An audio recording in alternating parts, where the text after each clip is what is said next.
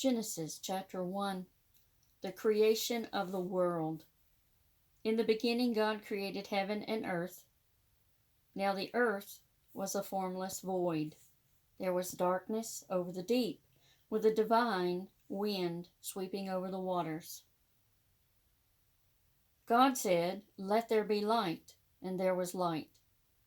God saw that light was good, and God divided light from darkness.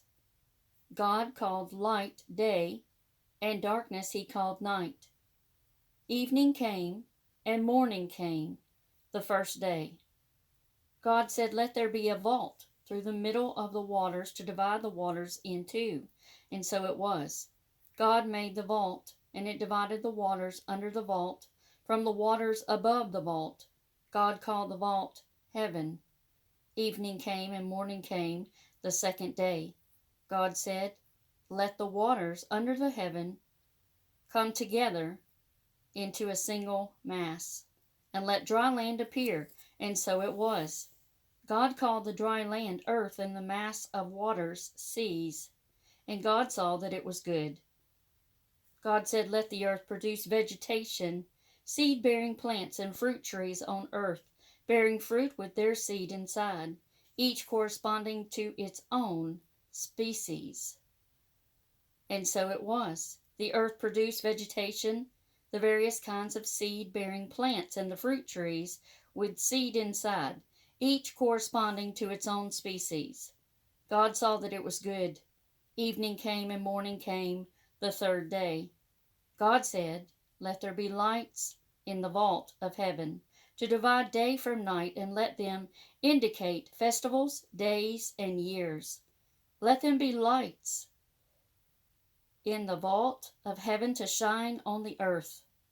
And so it was.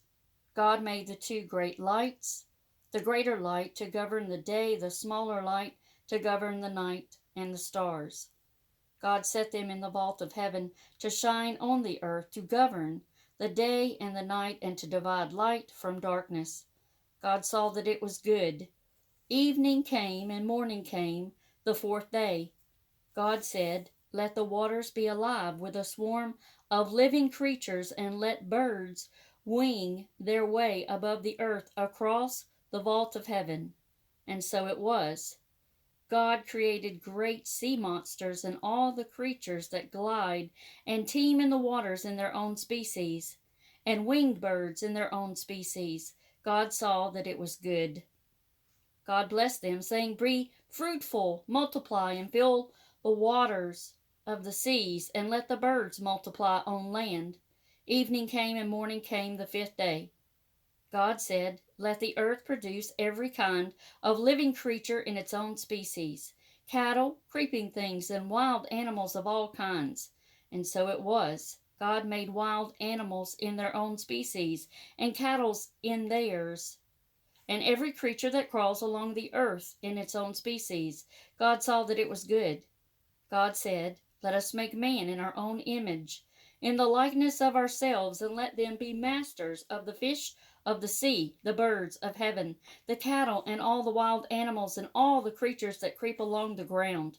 God created man in the image of himself. In the image of God he created him, male and female he created them. God blessed them, saying to them, "Be fruitful, multiply, fill the earth, and subdue it. Be masters of the fish of the sea, the birds of heaven, and all the living creatures that move on earth." God also said, "Look, to you I give all the seed-bearing plants everywhere on the surface of the earth, and all the trees with seed-bearing fruit. This will be your food. And to all the wild animals and the birds of heaven, and all the living creatures that creep along the ground, I give all the foliage of the plants as their food." And so it was. God saw all he had made, and indeed it was very good. Evening came, and morning came, the sixth day. Genesis chapter 2. Thus heaven and earth were completed with all their array. On the seventh day, God had completed the work he had been doing.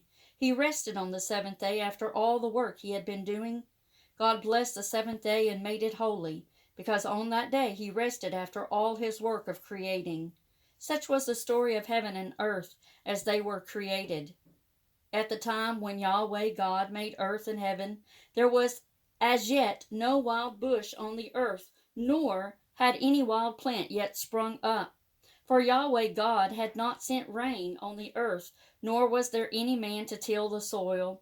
Instead, water flowed out of the ground and watered all the surface of the soil. Yahweh God shaped man from the soil of the ground and blew the breath of life into his nostrils, and man became a living being. Yahweh God planted a garden in Eden, which is in the east, and there he put the man he had fashioned. From the soil Yahweh God caused to grow every kind of tree, enticing to look at and good to eat, with the tree of life in the middle of the garden, and the tree of the knowledge of good and evil.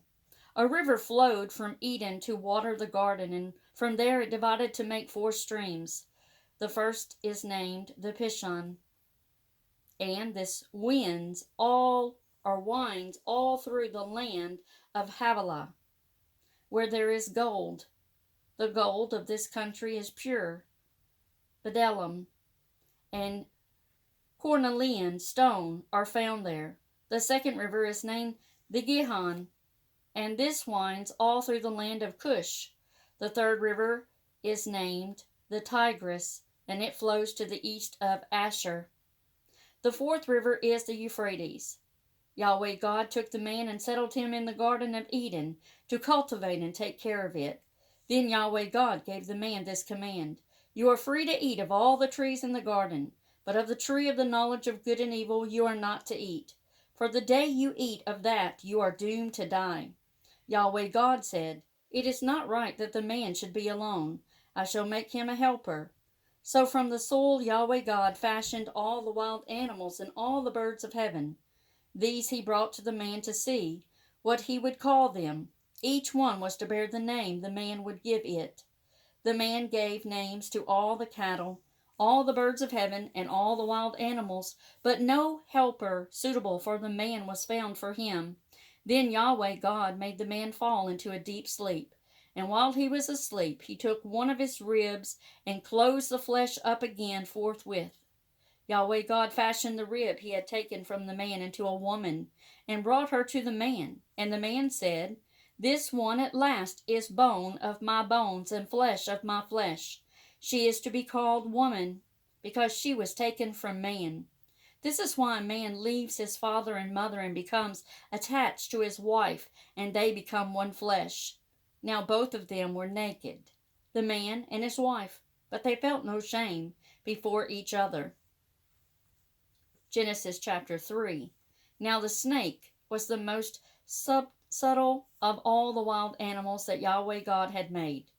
It asked the woman, Did God really say you are not to eat from any of the trees in the garden?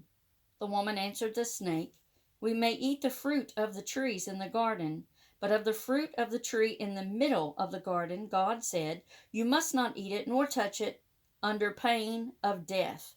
Then the snake said to the woman, No, you will not die. God knows in fact that the day you eat, your eyes will be opened, and you will be like gods, knowing good from evil. The woman saw that the tree was good to eat and pleasing to the eye, and that it was enticing for the wisdom that it could give. So she took some of its fruit and ate it. She also gave some to her husband, who was with her, and he ate it. Then the eyes of both of them were opened, and they realized that they were naked. So they sewed fig leaves together to make themselves loincloths. The man and his wife heard the sound of Yahweh God walking in the garden in the cool of the day, and they hid from Yahweh God among the trees of the garden. But Yahweh God called to the man. Where are you? He asked. I heard the sound of you in the garden, he replied. I was afraid because I was naked, so I hid. Who told you that you were naked? He asked. Have you been eating from the tree I forbade you to eat? The man replied, It was the woman you put with me. She gave me some fruit from the tree, and I ate it. Then Yahweh God said to the woman, Why did you do that? The woman replied, The snake tempted me, and I ate. Then Yahweh God said to the snake, because you have done this, accursed be you of all animals wild and tame. On your bellies you will go, and on the dust you will feed as long as you live. I shall put enmity between you and the woman, and between your offspring and hers. It will bruise your head, and you will strike its heel. To the woman he said, I shall give you intense pain in childbearing. You will give birth to your children in pain. Your yearning will be for your husband, and he will dominate you. To the man he said, because you listened to the voice of your wife and ate from the tree of which I had forbidden you to eat. Accursed be the soil because of you. Painfully you will get your food from it as long as you live. It will yield your brambles and thistles as you eat the produce of the land. By the sweat of your face will you earn your food, until you return to the ground as you were taken from it. For dust you are, and to dust you shall return. The man named his wife Eve, because she was the mother of all those who lived. Yahweh God made tunics of skins for the man and his wife and clothed them. Then Yahweh God said, now that the man has become like one of us, in knowing good from evil, he must not be allowed to reach out his hand and pick from the tree of life too, and eat and live forever. So Yahweh God expelled him from the Garden of Eden to till the soil from which he had been taken. He banished the man, and in front of the Garden of Eden he posted the great winged creatures and the fiery flashing sword to guard the way to the tree of life.